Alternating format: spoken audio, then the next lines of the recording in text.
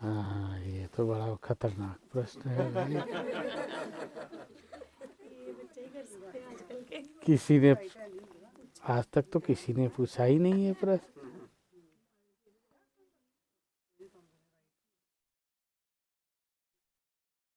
बाबा की एक बच्ची ने, जिसका नाम नैना है, प्रश्न किया है कि दाहिना और बायां दो हाथ होता है, राइट एंड लेफ्ट, तो पूजा में अधिकतर दाहिना हाथ का ही प्रयोग क्यों किया जाता है? प्रश्न बड़ा सुंदर है, उत्तर भी बड़ा सुंदर है। क्योंकि दाहिना, दाहिना मतलब देने वाला,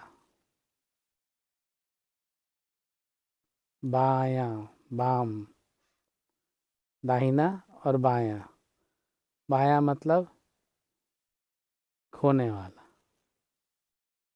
समझ गए ना?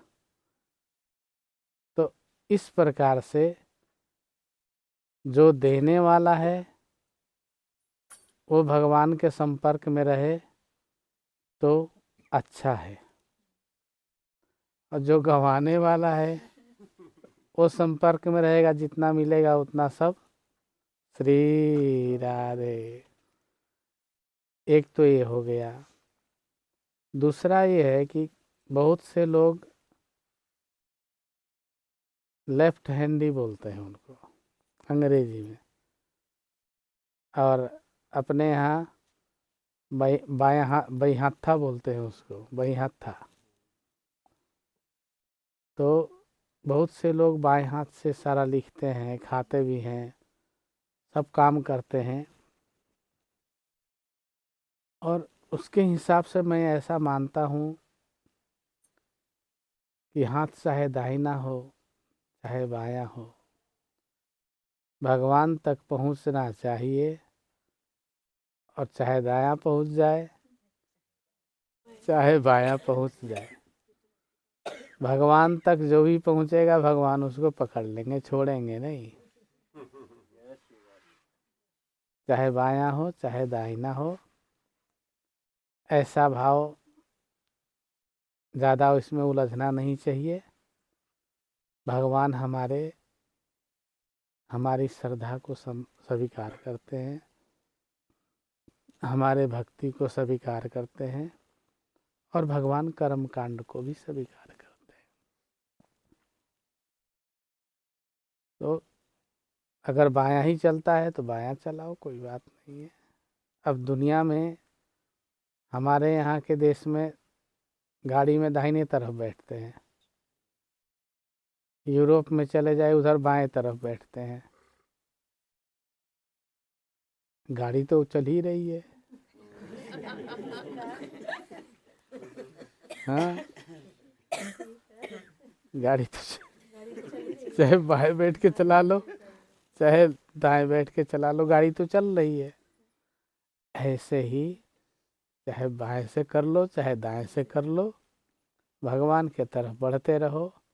उनको तुम्हारे दाहिने बाएं से कोई मतलब नहीं है, उनको तो सीधे तुम दिखने चाहिए। सन्मुख होई जीव मोहि जबहि, जन्म कोटि अघनाश सही तबहि।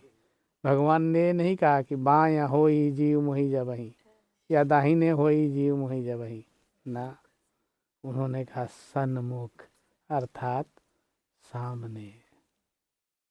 तो आमने सामने की लड़ाई है भाई, आमने सामने का प्रेम है। तो भजन करिए, बाएं से करिए दाएं से करिए, इससे कोई फर्क नहीं पड़ता। भजन तो मुंह से ही हो रहा था। हाँ जी, बाय थोड़ी हो रहा, मुंह से हो रहा भजन तो। हाँ, भजन करिए, सेवा करिए, पूजा करिए, उसमें कोई उलझने वाली बात नहीं। हमारे एक गुरु भाई थे, धनुर्धर दास,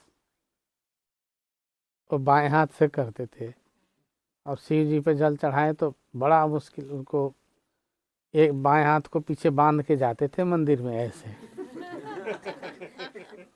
उस कपड़े से बांध कर कमर में कस लेते थे। तो हमने बोला ऐसे क्यों कर रहे हैं भाई?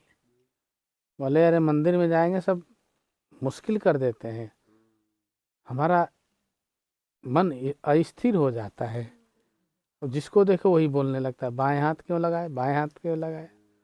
बोले कंसंट्रेशन ही टूट जाता है। तो हमने कहा फिर, बोले अब एक ही हाथ रहेगा। और ये कोई नहीं बोलता भाई तुम्हारा एक ही हाथ है क्या। तो हमने कहा थोड़े दिन बाद बोलने लगेंगे लोग। तो जो लोग नहीं जानते थे, कुछ लोग आए नए, बालक भगवान तुम्हारा दूसरा हाथ कट गया, कहाँ गया, दिख नहीं रहा है। तो इन चीज़ों में मत उलझो, सीधे भगवान की सेवा करो। तो वो बाबा के पास गए। जब हम बाबा की सेवा में रहने लगे तो उन्होंने हमसे बुलाया, हमारा प्रश्न बोल, हमारे को उत्तर चाहिए। तो मैंने बाबा से प्रार्थना किया कि गुरुदेव ऐसे ऐसे बोल रहे हैं। तो बाबा बोले अरे बच्चा, दाहिने बाएं के चक्कर में क्यों पड़ा है, राम के चक्कर में पड़ जा, भगवान के चक्कर में पड़। उसकी मर्जी है बाएं हाथ से सेवा लेने की, तो बाएं हाथ में ज़्यादा ताकत दे दिया, ज़्यादा ऊर्जा भर दिया। उसकी इच्छा है तुमसे दाहिने हाथ से लेने का, दाहिने में ज़्यादा ऊर्जा कर दिया। तो बच्चा इन परिस्थितियों में नहीं जाना चाहिए, क्योंकि इससे हमारी मनोवृत्तियाँ कमज़ोर पड़ जाती हैं, हमारी श्रद्धा, हमारा भक्ति ये कमज़ोर पड़ जाता है। जो भगवान ने दिया है उसका प्रयोग करो, आनंद लो, गुरु कृपा है। राधे राधे।